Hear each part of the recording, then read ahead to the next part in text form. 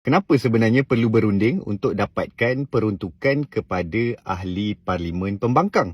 Isu peruntukan pembangkang ni rupanya dah dibawa juga ke dalam Dewan Negara. Ini sebahagian daripada petikan daripada perbincangan yang berlaku dalam Dewan Negara oleh Senator Hasbi Muda. Jadi kalau kita sebutkan federalisme lah, kita bincang yang lain-lain, kenapa ada perbezaan yang begitu? Sebab itu saya sebutkan tadi, Yang Berhormat, saya sebutkan tadi peruntukan itu datang sebagai sebahagian daripada memorandum MOU untuk kestabilan dan transformasi negara. Jadi sebab itu saya sebut tadi, kenapa tidak, apa yang susah sangat parti-parti pembangkang duduk dengan kerajaan bincang. Kerana Perdana Menteri telah pun buka pintu. Jadi saya ingat benda itu harus disegerakan. Again, senator pun tanya, kenapa pembangkang tak datang berunding? Saya pun ada buat bacaan kan. Nak tahu juga kan kenapa benda ni tak dapat, tak sama rata. Dan rupanya 2 hari lepas Datuk Seri Anwar cakap, rupanya peruntukan ni bukan hak ahli parlimen. Sebab tu kena berunding. Ini bukan hak. So saya cari lagi, kenapa benda ni jadi bukan hak? Jadi bukan hak rupanya tidak ada mana-mana akta yang menggariskan memang ahli parlimen boleh dapat sekian-sekian jumlah daripada kerajaan. Peruntukan ini adalah satu budi bicara Perdana Menteri. Baru saya tahu. Jadi saya semak lagi, misalnya kita ada dalam Akta 237. Akta 237 ni, saya rasa rakyat Malaysia baik baca. Sampai satu hari datang pun dapat RM400 untuk ahli parlimen datang ke Dewan Rakyat. Gaji, peruntukan, pencen, allowance dan sebagainya. Sampai keraian pun ada. Allowance keraian. Allowance baju khas pun ada. Allowance pakaian necktie, suit, full pun ada. Semua ada untuk ahli parlimen. Tak kira lah kamu kerajaan atau pembangkang. Kalau Akta 237 tadi berbicara tentang gaji, allowance dan peruntukan pada ahli parlimen daripada Dewan Rakyat. Akta 347 pula adalah berkenaan Akta Majlis Parlimen, Keistimewaan dan Kuasa. Dekat sini pun ada apa kuasa-kuasa ahli Dewan Rakyat, kuasa speaker. Semua ni pun saya rasa elok semua orang baca. Di dalam kedua-dua Akta 237 dan Akta 347, memang tak ada sebarang sebutan yang memperuntukkan sebenarnya ada jumlah tertentu yang perlu diberikan oleh Perdana Menteri ataupun oleh kerajaan atau oleh Kementerian Kewangan atau Jabatan Perdana Menteri kepada sesiapa. Rupanya amalan ini bukannya termaktub di bawah perlembagaan. Bila tak termaktub bawah perlembagaan, jadi saya semak jugalah apa yang berlaku sebenarnya dalam kerajaan-kerajaan lepas. Dalam kerajaan-kerajaan lepas, misalnya peruntukan yang diberikan oleh Tan Sri Muhyiddin Yassin adalah di penghujung Julai 2021 apabila kerajaan itu almost bertukar 2 bulan kemudian dengan Datuk Seri Ismail Sabri.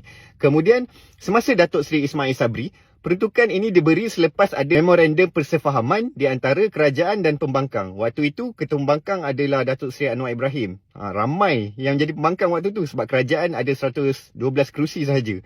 Jadi dalam ramai ni mereka berdamai dengan kerajaan untuk mendapatkan persefahaman kepada kestabilan politik dan bersetuju tak nak ada tebuk atap dan sebagainya, bagi ruang kepada kerajaan untuk mentadbir, termasuklah peruntukan yang diberikan kepada ahli parlimen pembangkang. Bila sampai ke penggal ini, Perdana Menteri Datuk Seri Anwar Ibrahim buat benda yang sama, iaitu dia nak pembangkang datang berunding dengan kerajaan. Yang ditugaskan adalah TPM Fadilah.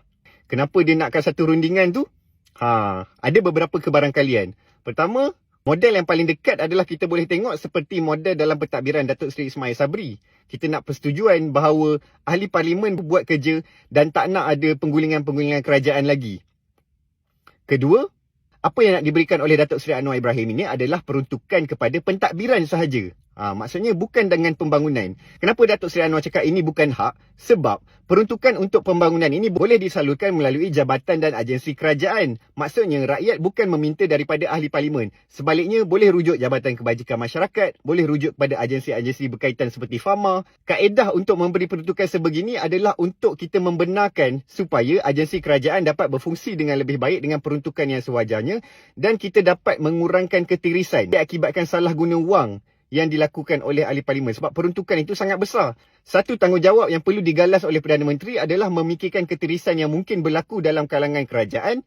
Yang kedua, ketirisan yang mungkin juga berlaku dalam kalangan pembangkang. Sebab duit itu bukan duit Perdana Menteri. Maka dia perlu berfikir cara yang terbaik untuk memastikan tidak ada berlaku penyelewengan. Kalau berlaku penyelewengan, yang perlu bertanggungjawab, dialah ketuanya. Ketua kepada orang-orang yang menyalahgunakan tadi. Jawapan kepada tak ada rundingan ni pula, sebenarnya pada bulan April lagi, kita dah pernah dengar berita ni. Berita ni ialah 3 wakil iaitu Ketua Pembangkang Datuk Seri Hamzah Zainuddin, Ahli Parlimen Kota Baru Datuk Seri Taqiyuddin dan Ahli Parlimen Putrajaya Datuk Dr. Raziji Din yang dilantik 3 orang ini untuk berbincang dengan Timbalan Perdana Menteri Fadilah Yusof. Sekarang sampai bulan September, sudah 5 bulan.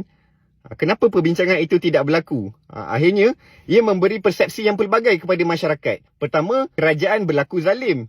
Padahal, benda itu bukan hak setiap ahli parlimen pun. Ia bergantung pada budi bicara kerajaan untuk memberikan. Ada juga orang yang memberi komen, ahli-ahli parlimen dalam kalangan kerajaan sebelum ini, ahli parlimen juga pernah bagi komen yang sebenarnya tidak berlaku adil. Ada juga bekas ahli parlimen yang memberi komen, it is right for every ahli parlimen. Saya minta maaf saudara Khairi Jamaluddin. Benda ini tidak ditulis di mana-mana sekalipun di dalam unit penyelarasan pelaksanaan. Semua ahli parlimen boleh untuk mendapat peruntukan. Sebab seperti yang dijelaskan oleh Datuk Seri Anwar, peruntukan untuk pembangunan ini disalurkan oleh kerajaan kepada agensi-agensi kerajaan.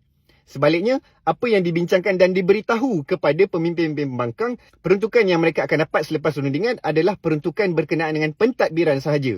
Biar kerajaan yang menguruskan segala bentuk pembangunan. Jadi, kalau bentuk budi bicara ini dan kita sudah faham ia tidak termaktub di mana-mana akta ataupun undang-undang yang sebenarnya ini memang adalah hak semua ahli parlimen, seperti budi bicara yang telah dibincangkan oleh Yang Amat Berhormat Perdana Menteri, dan masa pun sudah berlalu agak lama, lebih daripada 9 bulan.